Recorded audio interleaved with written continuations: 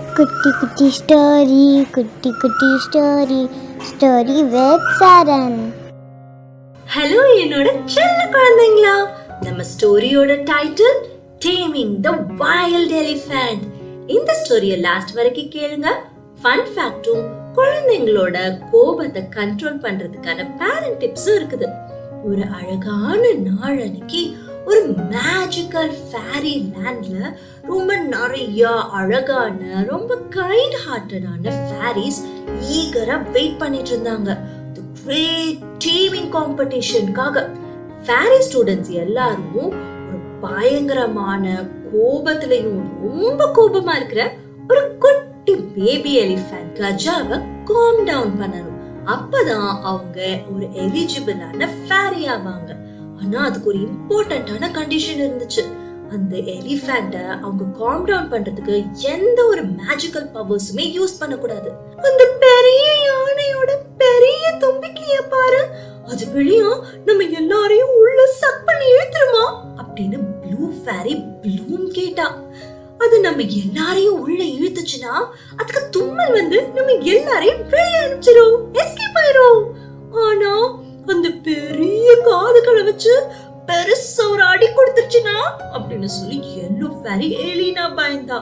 அது நம்மள அவ்வளவு பெரிய காதை வச்சு அடி கொடுக்க வர்றதுக்கு முன்னாடியே ஒரு பெரிய விண்டு அதோட ஹேண்ட் ஃபேன் மாதிரி இருக்கிற அந்த காதுல இருந்து கிரியேட் ஆகி நம்ம பறந்து போயிரும். அடி வாங்குறதுக்கு முன்னாடியே எஸ்கேப் ஆயிடலாம். ஆனா அதோட பெரிய கால்கள் வச்சு நம்மள மிதிச்சிருச்சுனா அப்படின்னு பிங்க் ஃபேரி பிங்கி பயந்தா. நம்ம ஏன் இவ்ளோ கீழே பறந்து அதோட காலுக்கடியில போய் மாட்டணும்? நம்மளுக்கு தான் நல்ல ஹைட்டா பறக்கிறதுக்கு விங்ஸ் இருக்குதே, எஸ்கேப். ஆனா நம்மள அதோட பெரிய பைத்தான் மாதிரி இருக்கிற தும்பிக்கைய வச்சு புடிச்சு நல்லா கிரஷ் பண்ணிருச்சுனா அப்படின்னு கிரீன் ஃபேரி காயு பயந்தா. நம்மளோட குட்டி குட்டி ஃபிங்கர்ஸ வச்சு கிச்சி கிச்சி காட்டி ஈஸியா தப்பிச்சிடலாம், எஸ்கேப். ஆனா நம்மள அதோட பெரிய வாய வச்சு முழுங்கிடுச்சுனா அப்படின்னு சொல்லி ரெட் ஃபேரி ரேச்சல் பயந்தா. அப்படின்னு 5 ஃபேரிஸும் அந்த கோபமான எலிஃபண்ட பார்த்து ரொம்ப பயந்துட்டாங்க. கஜா பயங்கரமா கத்திட்டும் ஓடிட்டும் இருந்தான். கைஸ், எலிஃபண்ட்ஸ்லாம் வெஜிடேரியன்ஸ். அவங்க மீட்லாம் சாப்பிட மாட்டாங்க, அதனால உங்களையும் சாப்பிட மாட்டாங்க, ரிலாக்ஸ் அப்படின்னு ஒயிட் ஃபேரி வந்தனா சொன்னாங்க. வந்தனா தான் அந்த ஃபேரி ஸ்கூலோட பிரின்சிபல். இந்த ஈவென்ட் ஆரம்பிக்கட்டும் அப்படின்னு வந்தனா அனௌன்ஸ் பண்ணிட்டாங்க. எலினா எலிஃபண்ட்டுக்கு பின்னாடி புல்லுக்கு பின்னாடி உட்கார்ற மாதிரி உட்கார்ந்துட்டு நான் காம் டவுன் பண்ணிட்டேன் அப்படின்னு சொன்னான். ஆனா கஜா லைட்டா அவனோட முதுக அசைஞ்சா எலினா பறந்து போயிட்டா, காம் டவுன் ஆகல அப்படின்னு சொல்லிட்டே போயிட்டான். ரேச்சல் கஜாவோட வாலை நல்லா இறுக்கி பிடிச்சுக்கிட்டான். காம் டவுன் ஆயிட்டான் அப்படின்னு சொன்னான். கஜா அவனோட வாலை பாட்ட ஆரம்பிச்சான். Tick tock tick tock tick tock tick tock. ரேச்சலும் ஹையா ஸ்கைல பறந்து போயிட்டா.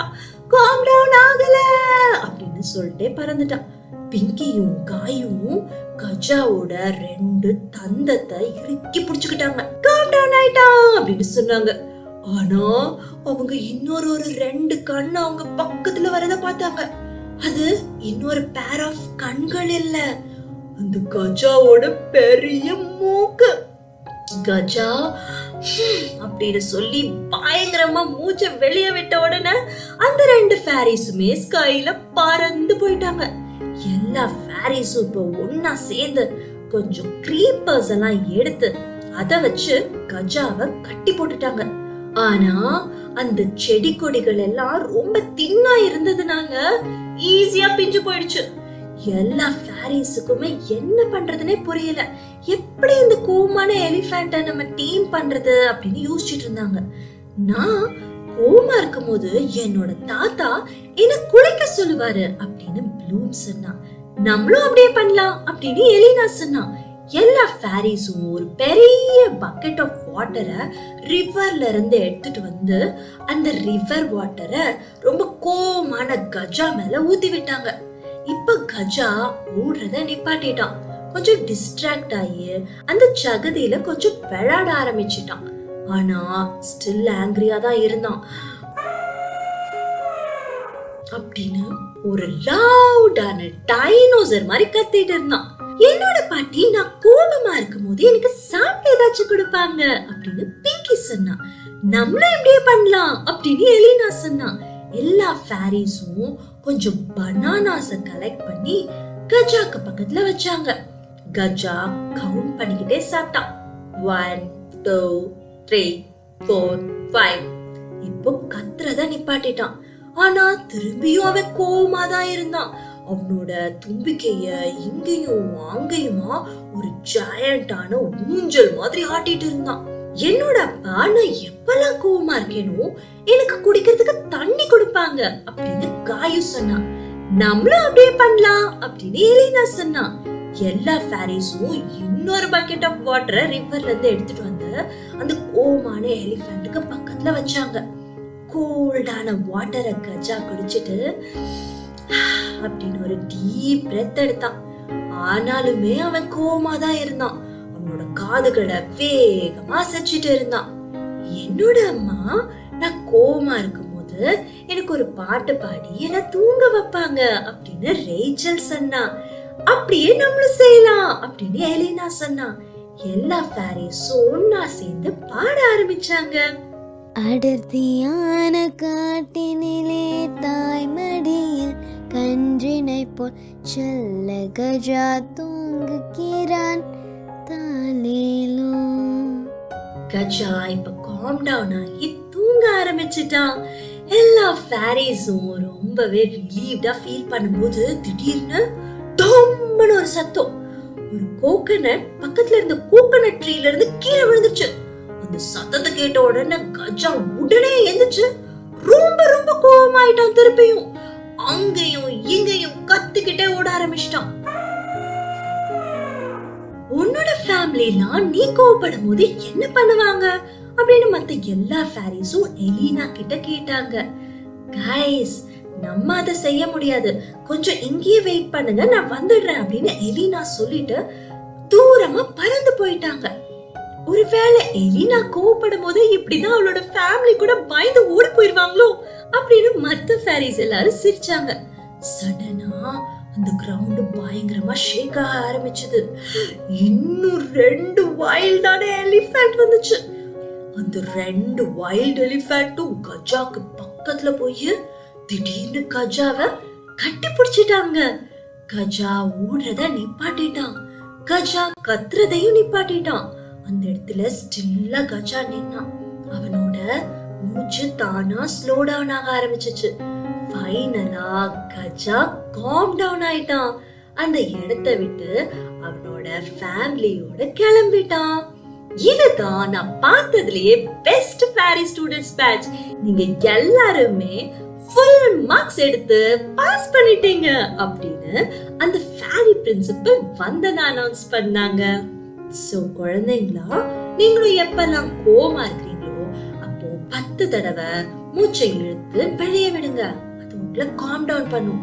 அதுக்கப்புறமும் நீங்க கோவமா இருந்தீங்கன்னா அந்த இடத்த விட்டு தள்ளி போய் உங்களுக்கு என்ன பண்ணா பிடிக்குமோ அதை செய்யுங்க. அது உங்களுக்கு பாட்டு கேட்கறதா இருக்கலாம், இல்லைன்னா ஏதாவது புக்கு படிக்கிறதா இருக்கலாம், இல்லைன்னா பெயிண்டிங் பண்றதா இருக்கலாம்.